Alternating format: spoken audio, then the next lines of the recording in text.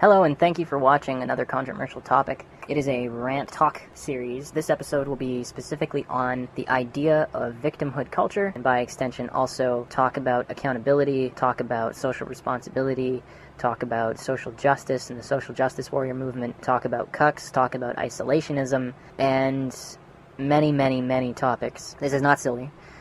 This is not a joke. These are serious issues. These are serious topics. This is not a sketch comedy series. This is a social commentary. Now, my modes, or rather my methods, or I guess you could say my motives, for making these series of videos is to expound upon, extend, and kind of, I guess, talk about some topics in a way that I have noticed others have not, or to simply enact and empower myself as an individual within the world and go forth and pontificate just as every soapbox derby, courtyard, whaling individual would do. I am not delivering these videos at the height of their topic consumption rates because I don't want to be a part of that. I don't know what else to call it except for a maggot mound, because it reminds me of a pile of worms on a carcass. It's really quite an interesting thing to behold, to watch feminism and everything that I've learned about the School of Sociology be victimized within this victimhood culture. Sociology, or the concept, school of thought of sociology, may contain many various methods of empirical investigation and critical analysis to develop a body of knowledge about social order, disorder, and change. That is a malleable, highly malleable, conversational school of thought. It is a malleable school of thought, like many, I guess you could say, social practice. I don't want to say social practice methodologies, but really it's kind of a social practice methodology, because it's a constant examination of and breaking down of cultural syntax and semblances and things. Which basically means that you can essentially extend the jargon from what people believe as social justice and what people believe as sociology, and you can make them your own. You can take the wordage, the verbiage, put your little spin on it, make it about yourself, and essentially, without actually saying anything about society as a whole or yourself as a person, you can somehow create a completely non-tangential, solid, reasoned argument that cannot, for whatever reason, be debated because of the personal stance put upon it. It causes this inability to invalidate the reasoning without invalidating the experience, and that is a huge no-no, and that is part of the isolationism of victimhood culture. Although you can have collectives of individuals with like experiences, no two individuals and no two experiences should ever be considered alike unless you want to devalue the individual and those experiences. Individuals who are afflicted by victimhood culture sometimes go on to essentially create victims out of others through ritualized abusive behaviors. This can be making random irate phone calls. This could be having a constant air of conflict. This could be literally in any individual who kind of gravitates towards the positivity of others and then slowly erodes that sense of positivity. Individuals, however, afflicted by victimhood culture and have toxic or otherwise malevolent, socially disturbing behavioral disorders or patterns can be excused for the ritualized victimization of others because of not-at-fault percepts. And I'm only calling them that because, essentially, and I am not a professional, I do not work with any fields, and no, I am not presenting any research or statistical information here. However, I can back this information up. I do not believe I am tested to do so. I am presenting this content of my own volition. I am not, by any means, presenting this content as a means to gloss over or devalue or diminish any other instances, events, or circumstances that others may experience. This is simply focusing on perpetualized victimhood culture and the cultural decomposition of the net positive, neo-post-feminist progressive movement, which has, for the most part, been socially alienating. I was initially looking for people to do a podcast with so that the conversational tone of my recording wouldn't be somehow misrepresented outside of being conversational. And that's very important to me, because the conversational tone of the context is appropriate to the context for controversial topics. The reason that I've found the content delivery method in this rant series is best suited, say, for conversational tones and kind of just going on a tangent like this is because it is more of an organic interaction for myself. I find that it presses me to be more upfront and honest and on point, as controversial topics, I believe, up to this point, whether this is the third or the fourth, have all been essentially done off the cuff and with desktop capture stuff, video game capture kind of stuff. But I want to come away from that a little bit, because I have found recently, specifically, that the alienation of individuals in media is extending well beyond what I thought would ever happen with YouTube. But I suppose with money and fame and recognition, there will also be a somewhat disposable kind of perspective being brought towards that kind of stuff. In so much as, what I mean to say is, video bloggers and charismatic individuals, especially those who are forefront in mainstream culture, essentially, if you're creating disposable cultural materials, and I've used that kind of word before, I believe, where I've kind of alluded to the idea of disposable culture. Part of the concept of disposable culture is in the creators and necessitators of the organic interactions within that culture. So what that basically means is that with any kind of cultural framework, you end up with an ecosystem of individuals. You end up with, hierarchies, I guess you could say, of cultural materials. People who are more upfront in the mainstream have a higher chance of success in marketability kind of means. It's easy for them to kind of disseminate products, albums, clothing, because they have the infrastructure, they have the money behind them where they can set things up. And that, for the most part, is the hurdle that people face, is that process of setting up the infrastructure for themselves and getting their independent properties, whatever those might be, whether they're some kind of product or media, getting those things into consumption pipelines, getting them onto the iTunes store, getting them into concrete stores, brick-and-mortar stores, etc. And the means of conveyance, getting those things to those places, can be a really difficult task if you're an independent individual and all you've ever done, say, is run an independent clothing line, or all you've ever done, say, is independently produce noise, sounds, or music. You have a lesser chance of being commercially successful, a commercial success, if you do not already have commercial success within that field. And in business, it seems that there is a trend where if you have success in one field and you want to diversify your interests and, say, produce multitudes of materials in multiple fields, then you can extend yourself and do that with greater ease, knowing business infrastructure mechanics, the legality issues, property issues, supply, pricing, etc., etc., etc.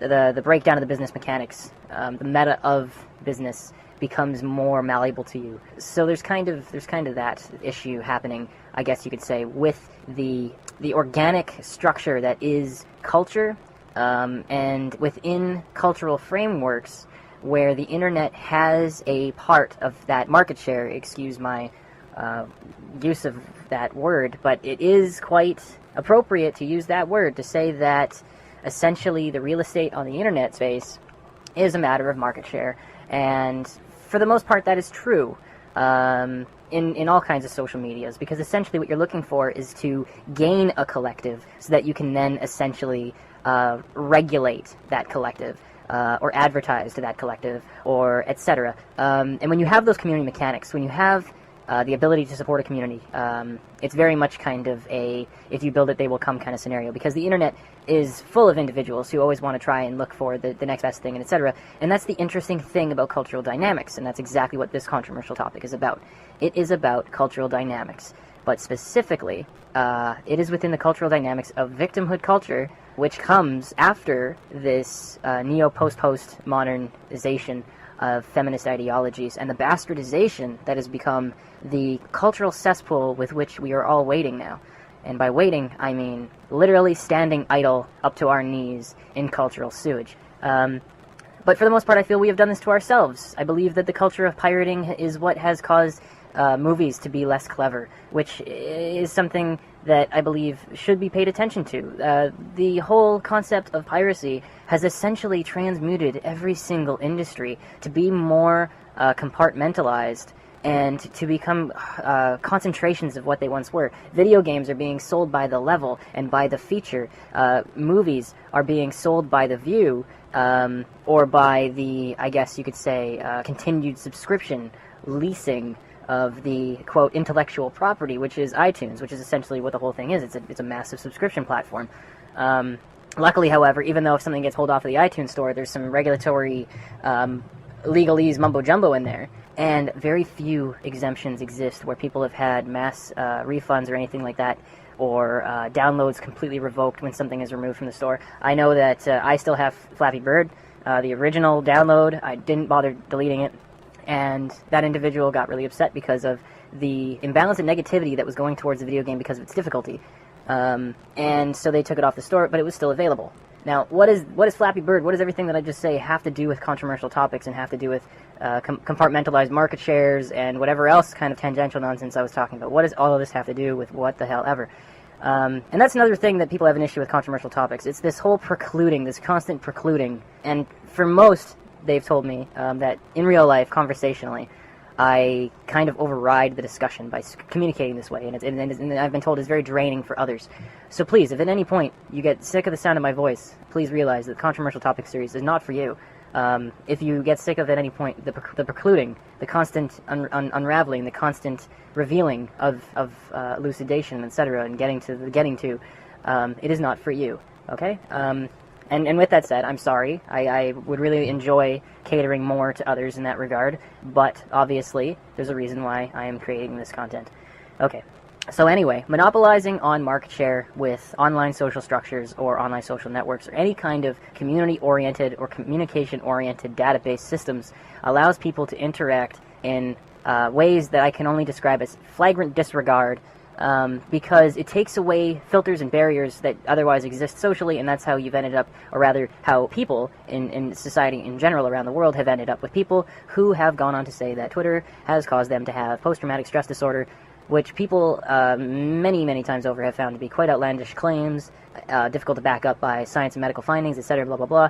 But the truth of the matter is that that is at the core of victimhood culture, and the controversial issue with the market share of victimhood culture is something that I believe all communities on the internet, across the internet, should pay attention to, because there's this constant kind of reliance on the interpersonal experience being an exceptional, exemplary experience, and anyone who has been victimized needs that respect, and you cannot devalue that without all of a sudden precluding to an ad hominem attack. You're attacking the individual, you're not attacking the reasoning, you're not attacking the situation, etc. And it has led into a violent, in some instances, actually physical violent altercations. And that is how we've ended up with this explosion of Carl the Cuck memes and all of these weird soapbox derby style camping out and screaming at the top of your lungs on top of crates in the middle of courtyards kind of thing. It's kind of like a hearkening back. And that hearkening back is what I've coined as a sociological inverse reaction. And the sociological inverse reaction to the controversial commercialized topic of feminism is compartmentalized in the market share dynamics of online communities. But basically what I'm trying to say is that individuals have been given spaces to convene with one another. They've been given the means to globally link up and communicate. And in that communication, somewhat isolate themselves. Carl the Cuck, and this is somewhat a thing that many YouTubers have kind of gone on to talk about. I don't know why they've decided to call him Carl, but the word cuck and the definition of cuck is to be cuckold, and that is essentially the voyeuristic fetishism of watching your lover have sexual intercourse with a different individual in front of you. It's a form of fetishism. The word cuckold is a definition of a fetishistic endeavor, and it is being used as a slang term to define individuals who, well, I guess are like myself in many ways. Anyone who essentially pontificates or does something that is otherwise ignorable. You're a cuck. If you can do or say something that makes you a cuck somehow. I don't know. I didn't make up this use. The term, to me, has been around for a while to define individuals who are kind of it's kind of a narcissistic giggle. It's actually not meant to be cuckold. It's actually meant to be like cuckling or cuckooing, like a chicken. You know what I mean? Like, it's supposed to be a bird, like, like, you know what I mean? Like, it's not an actual semblance to the word cuckold. And the Carl the Cuck thing happened. I don't know if you're familiar with this as a viewer of this video, and I'm not going to show it. That's something that I'm very specifically not going to do. But it was a soapbox-style protest somewhere, and this individual was behind someone who was yelling at somebody else about how, something about white privilege, something or other. And I have no idea how that had anything to do with social justice or feminism or any of that nonsense, because it doesn't, really. It's disjointed. And the market share mechanic of culture has basically pushed these individuals out of the culturescape of online and into the physical world, because they are physically doing what people have done on YouTube digitally, and that is essentially being cultural decomposers. Part of the ecosystem which they are involved, part of the ecosystem within which this video is involved, is a decomposition, and that is because of the dead culture. Now, let's pretend for a moment that the market share is infinite, and that there are simply an uncountable trillions of amounts of individuals, and society on the world gets by just fine somehow, and we're not all starving to death or sick or whatever. And the idea of equality is such that there is no differentiation any longer between individuals. Can you imagine that? No semblances of individuality, because everyone is just that well succinct. There is no cultural issues to decompose. There is no carcass to clean, so to speak. The idea of equality has been achieved. The hostility that comes from individuals believing that their individual experiences of victimization are more important than the barriers of social order which have held us together and been imposed upon us by rule and authoritarian rule, it's counterintuitive to society functioning. It's not a form of anarchism, it's a form of absolution. The degradation that has taken place in culture from the net positives of equality and equality speech, the verbiage, the jargon of equality has been misrepresented and I guess you could say expounded upon improperly, because what people think social justice isn't social justice, and what people think is a commercial topic is actually a mode of digestion that's being sold so that people can move on beyond the semblances that once were.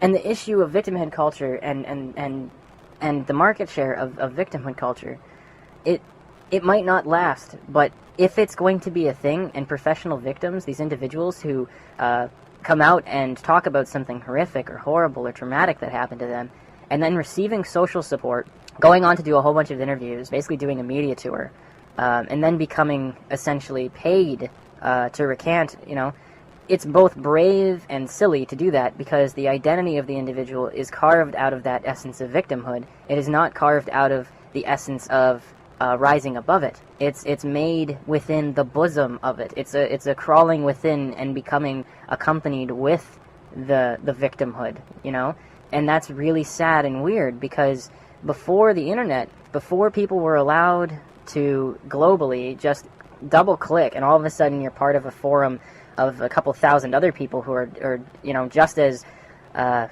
want to use the word tingy, because the Flat Earth Society is quite tingy, and the people who think contrails are a mind control drug or some kind of weather control thing is tingy, because there's little hints of this and that within these superficial observances of things.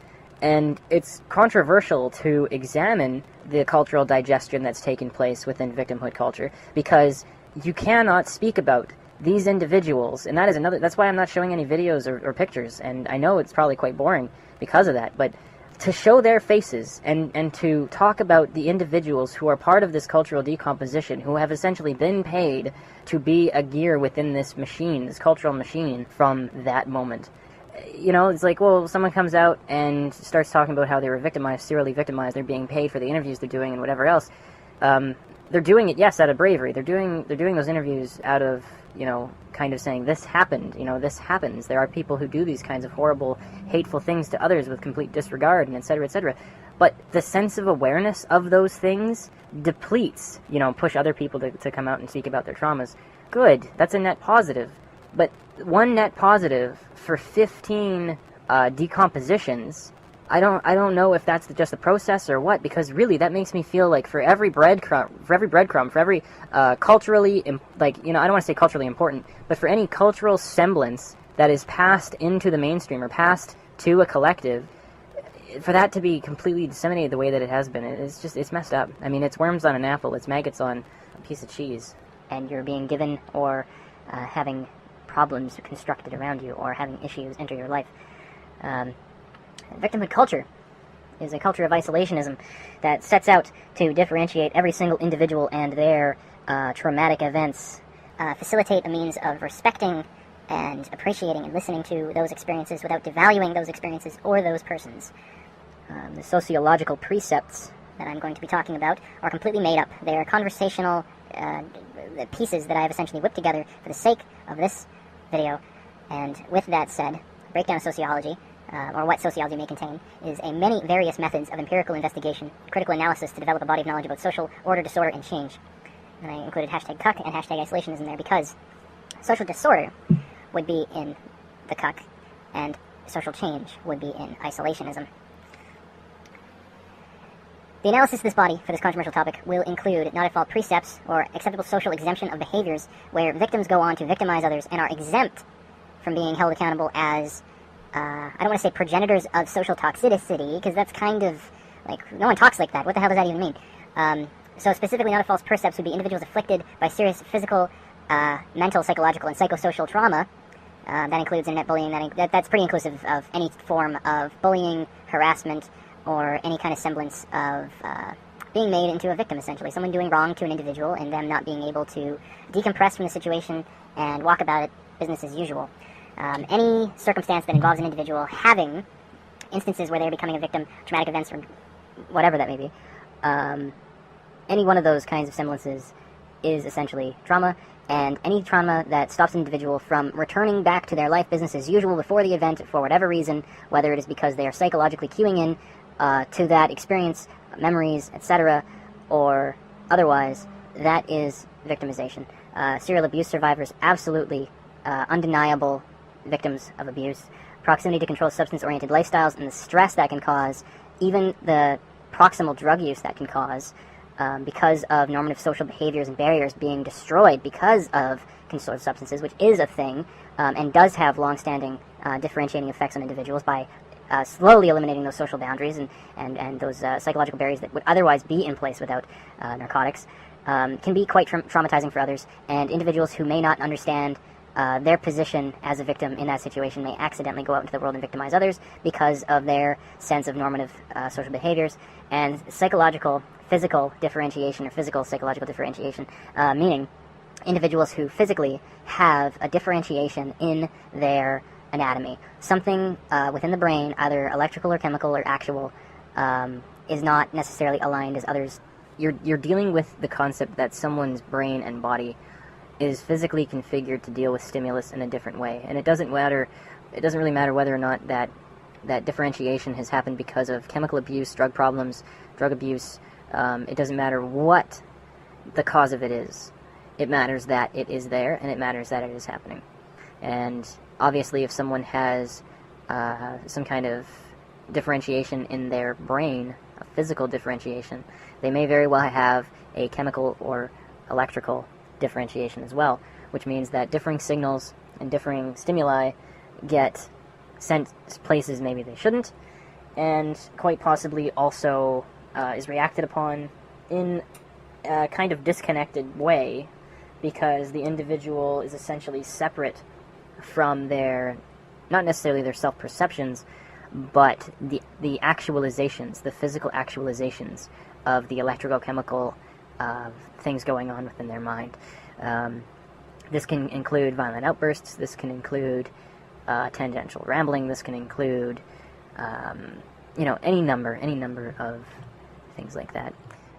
Now this could be electrochemical, this could be ritualized within the individual. They could be having psychological emotional cues to react and think about certain things in certain ways in a ritualized manner, which becomes ingrained to their person and thus becomes part of their identity, and thus individuals afflicted by serious physical and psychosocial trauma perpetuate victimhood culture by going out into the world and essentially being purveyors of psychosocial trauma. That includes internet bullying, that includes possibly extortion with media materials, that includes monopolizing on poor social media choices, leaks, you can call them even. That in itself is psychosocial trauma. Harboring those images, harboring those things can also be self-victimization, so that's something to be mindful of. Serial abuse survivors may become serial abusers themselves. They may perpetuate socially toxic situations. They might go out of their way to harm themselves or put themselves in harmful situations simply because of the care they will receive afterward, much in the same way that, I guess you could say, a hypochondriac or a kleptomaniac or whatever kind of individual that you feel more comfortable with in this. You end up with someone who swallows spoons so they can go to the hospital and get, the care to get those spoons taken out of their stomach, and etc. These individuals who are victimizing others and essentially also victimizing the system because they're using resources in a way that is counterintuitive. They're perpetuating a culture of victimization and victimhood in literally everyone else that they involve with their toxic behavior, and that's really, really unfortunate, and especially in serial abuse survivors, it seems. They have a higher chance of going out into the world and being, acting out, I guess you could say, with more disregard for themselves and more disregard for others than many, many other people who experience abuse or trauma. And that is because their normative social percepts have been completely disaligned because all they know is the anguish and trauma that they've experienced because of the serial abuse. It happens often, and that becomes part of who they are, and if they're unable to get away from it, then what happens is they end up kind of perpetuating that semblance, which is really unfortunate. Proximity to controlled substance-oriented lifestyles reasons out controlled substance abuse in individuals. If someone's best friend or family member is a controlled substance user, they can become privy to all kinds of abuse and trauma because of the controlled substances afflicting that individual and being a stressor within an individual's life. They can become a victim of the lack of and degradation of social barriers from individuals who, consume controlled substances. And they can, in that way, without having a sense of self-introversion or questioning or self-critical examination, lose sight of exactly what they're thinking and feeling and simply become driven by it. And without understanding what it is they're lashing out about or what it is that they're trying to clone within themselves, they're causing harm to themselves, they're possibly causing harm to others, and they could be quite possibly abusing substances themselves. And they would not be necessarily at fault for any of that because their ability to self-actualize outside of that world has been essentially taken away. Physical psychological differentiation is another reasoned out kind of means of disambiguation in terms of the dissemination of victimhood culture, because when someone is physically different than other people because of something electrochemically different within their minds, the way they deal with emotions, situations, circumstances, topics, it's dealt with differently within their minds, and in that way, physically, they cannot be held accountable. Now, with that said, with all of that said, passing glances aside, and I hope that I am not diminishing any of these subjects, circumstances, anything like that. I mean nothing but respect, and I mean nothing but the best in terms of what I'm trying to expound here. I'm saying that self-perpetuating victimhood, the ritualized self-abuse, the ritualized abuse of others because of victimization, is not a means to an end, and it doesn't reason out breaking the law. People have to answer to the law, of course, but there is nothing really in the way of, stitching up the suicidal's arms, or pumping their stomach, or, getting them into therapy. There's not much else the system and other people can do. Individuals who are afflicted by victimization, circumstances beyond their control with which they have a hard time recovering from. I don't mean to diminish anyone's circumstances or anything like that. Like I said, I mean nothing but respect. But when the resources have been extended, when everything has been said and done for an individual who has experienced trauma, there is no excuse for causing harm to others, for perpetuating harm to others. But some people get lost in a cycle of abuse. Some people get lost in a cycle of harm. My other controversial topics have dealt with, I guess you could say, the psychosocial trauma of celebrities, if you want to use that. But really, this video is decentralized in that I'm specifically now talking about psychosocial traumatic victimhood culture perpetuation in the everyday individual.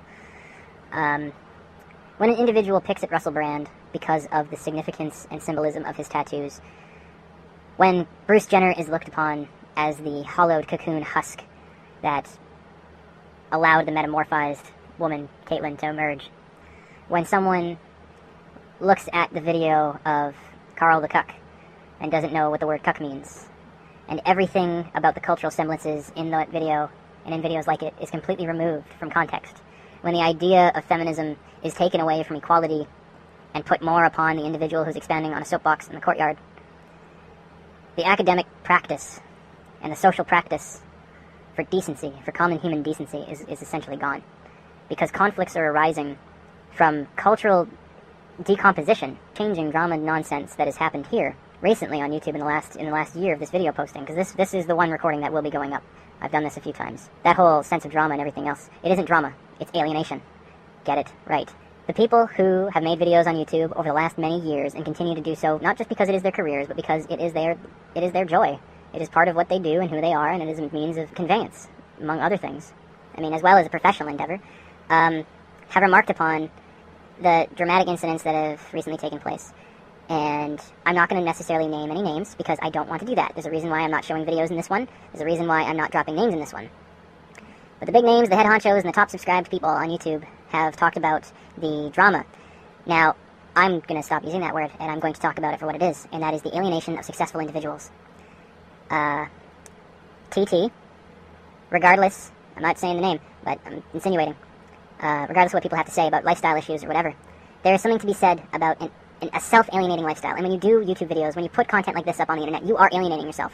I have alienated myself. If I want to take up a political career in 10 years, this video could be taken out of context and served to use someone else's purpose for something else. The jargon I have put forward can be used to forward someone else's agenda for something else. The idea of charitable thought is gone, because the academic ring is a public circus. People are not in school, they're in soapbox derby race car alley in the middle of the park in the urban city kind of thing. Like, it's a construct, it's a social constructscape, you know, and people on YouTube essentially decompose, chew upon, and kind of spit out little bits here and there, you know, of their own syntax, of their own personal identification, of their own sense of experimentation, of their own ideologies. But the problem I have with this nonsense is that a lot of people talk about things and they essentially know nothing about it. What is feminism if it is not equality? What is sociology if it is not the overemphasizing of jargon used as semblances, just semblances of descriptors, of motives, of actions, of undulating social masses? What is it if it is not a malleable tool used to serve one's purpose? Academics isn't a personalized tool, it's a school of thought. And part of the trauma that a lot of people experienced was being told to get in line with their thinking, because you're not dealing with the box on the street. You are dealing with the precision, computationally machined framework of something else. You're dealing with a world of cardboard and steel. Huge difference in structure, huge difference in density, huge difference in not just the properties of the composition of the thing, but the differentiations of usage.